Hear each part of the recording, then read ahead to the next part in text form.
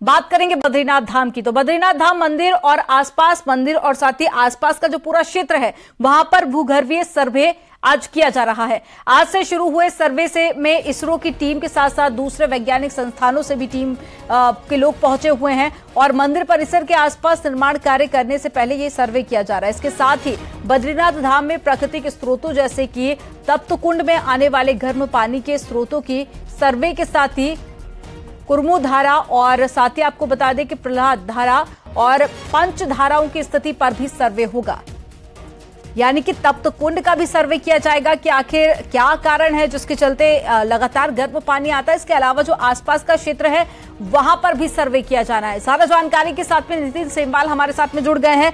नितिन, सर्वे को लेकर क्या अपडेट मिल पा रही है? कितने दिन तक ये सर्वे चलेगा और साथ ही वो कौन कौन सा इलाका रहेगा जहां पर सर्वे किया जाना है?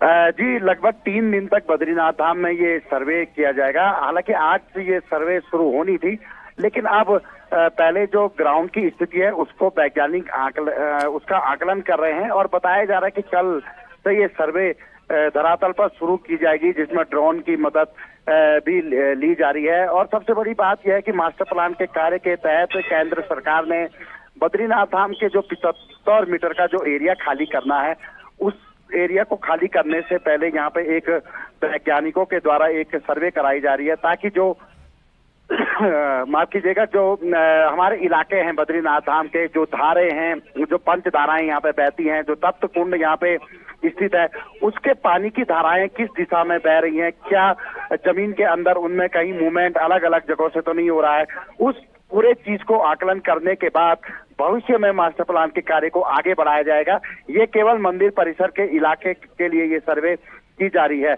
अब कल के बाद शुरू की जाएगी और उसके बाद पता चलेगा कि इसके मंदिर परिसर के नीचे की जमीन किस तरीके की है, क्या वहां पर छेड़खानी हो सकती है भविष्य में या वहां पर छेड़खानी नहीं की जा सकती है। ये वैज्ञानिकों के रिपोर्ट आने के बाद ही पता चल पाएगा। जी, जानकारी साझा करने के लिए बहुत शुक्रिया नितिन आपका।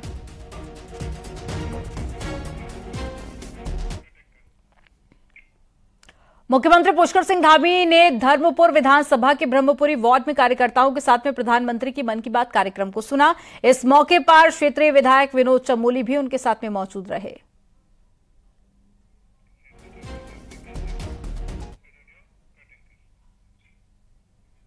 पेपर लीक मामले में अब तक 63 लोग सलाखों के पीछे हैं, लेकिन आयोग के अध्यक्ष और सचिव को लेकर ना तो जांच एजेंसी और ना ही शासन में बैठे अधिकारी कोई भी अभी तक फैसला ले पाए। इससे जुड़ी एक रिपोर्ट आपको दिखाते हैं।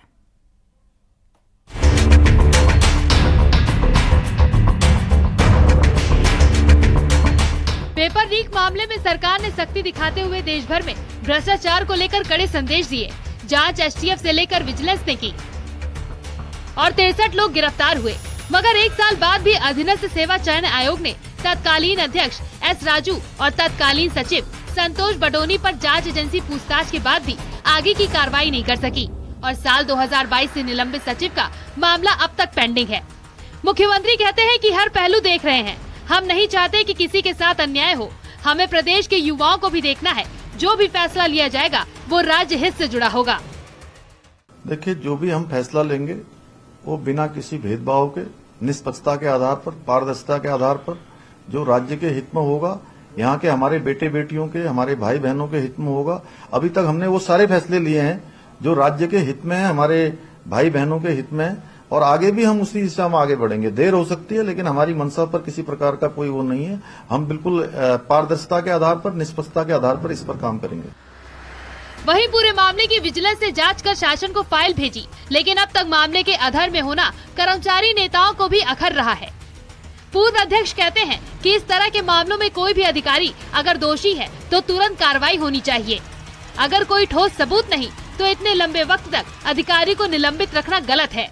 निर्धारित समय उसमें मेंशन किया गया है रूल्स रेगुलेशन में, उस समय का पालन उन अधिकारियों को करना चाहिए। और इन ऐसे मामलों में यदि वाकई में उसने कोई दंड किया है, हम उसके लिए कभी सरकार से ये नहीं कहेंगे कि उसको दोष मुक्त कर दिया जाएगा। दंड है, अगर यदि उसने गलती की है उसको सजा मिलनी चाहिए जैसे और लोगों को मिली है, लेकिन टाइम्स जो निर्धारित है कार्य विभाग की रूल्स रेगुलेशन में उस फाइल का 1 साल तक शासन में लटके रहना कई सवाल खड़े कर रहा है। अगर अधिकारी के खिलाफ पूरे सबूत हैं, तो फिर विजिलेंस जांच की संतुष्टि पर अब तक क्यों नहीं दी गई? और अगर वो सबूत ठोस नहीं, तो 1 साल बाद भी अधिकारी का निलंबित रहना कितना सही?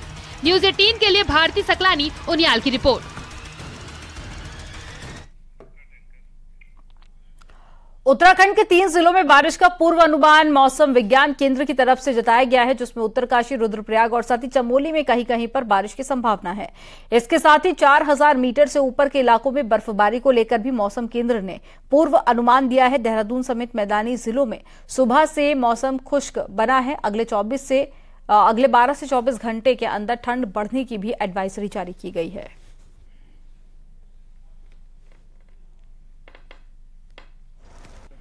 उत्तराखंड में एक बार फिर से मौसम का मिजाज बदल गया है। वेस्टर्न डिस्टर्बेंस का असर उत्तराखंड में भी देखने को मिल रहा है। 3 जिलों में बारिश का पूर्वानुमान मौसम विज्ञान केंद्र की तरफ से जताया गया है, जिसमें उत्तरकाशी, रुद्रप्रयाग और चमोली के कुछ जिलों में मौसम बदल सकता है। बारिश की संभावनाएं यहां पर बनी हुई है। कहीं कहीं पर यह कहा जा रहा है मौसम विज्ञान केंद्र की तरफ से कि हल्की बारिश देखने को मिल सकती है अगले 10 से 12 घंटे के अंदर। वहीं 4000 मीटर से ऊपर के इलाकों में बर्फबारी की भी संभावनाएं जताई गई है। देहरादून में भी मौसम बदला हुआ नजर आ रहा है। यहां पर भी सुबह से धुंध देखने को मिल रही है। हालांकि बारिश को लेकर कोई पूर्वानुमान देहरादून के लिए मौसम विज्ञान केंद्र की तरफ से नहीं जताया गया है, लेकिन हाँ, ये जरूर कहा गया है कि ऊपरी इलाकों में जो बर्फबारी और हल्की बारिश हो सकती है, उसकी वजह से सुबह और शाम ठंड बढ़ जाएगी। कैमरा पर्सन संदीप नेगी के साथ न्यूज़ 18 के लिए देहरादून से भारती सकलानी, उनियाल। प्रदेश में साइबर क्राइम लगातार बढ़ रहे हैं। पुलिस लोगों से अलर्ट रहने के साथ में साइबर फ्रॉड होने पर फौरन शिकायत करने की भी अपील कर रही है। एक रिपोर्ट आपको दिखाते हैं।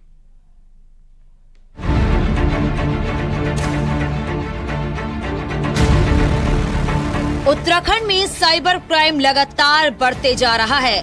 वहीं बीते 2 साल में उत्तराखंड की जनता के साथ जो ठगी हुई है, वो करीब 100 करोड़ रुपए आकी गई है।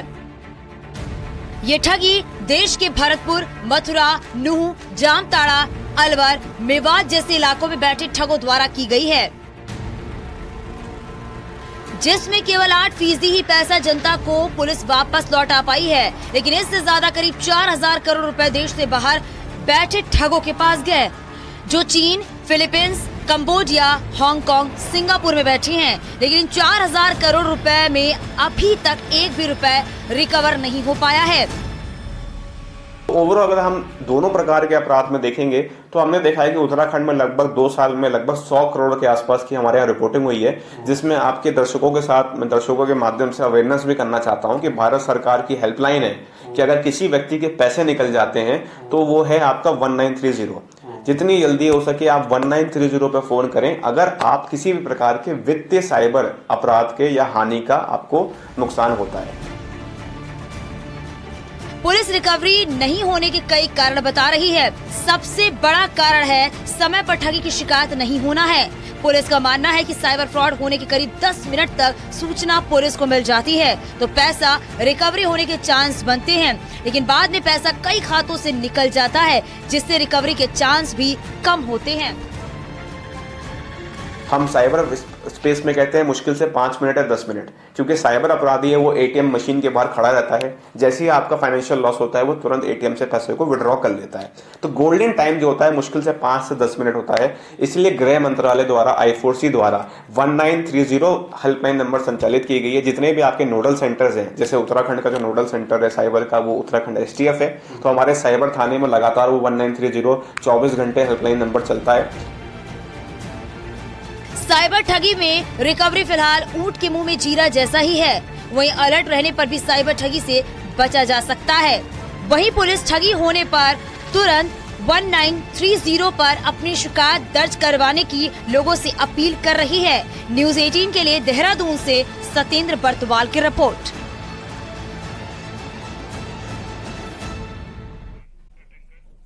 और अब खबर चमोली से है, जहां पर सुप्रसिद्ध कवि कुमार विश्वास बद्रीनाथ धाम पहुंचे, जहां उन्होंने भगवान बद्री विशाल के दर्शन किए। इस दौरान में उनके साथ में उनके माता पिता, उनकी पत्नी और बच्चे भी साथ में मौजूद रहे। तस्वीरें आपको दिखा रहे हैं। देखिए, कवि कुमार विश्वास जो कि अपनी पत्नी और बच्चों और साथ ही माता पिता के साथ में बद्रीनाथ धाम पहुंचे दर्शन किए और उसके बाद की ये तस्वीरें आपको दिखा रहे हैं। Okay sir, okay sir, okay sir.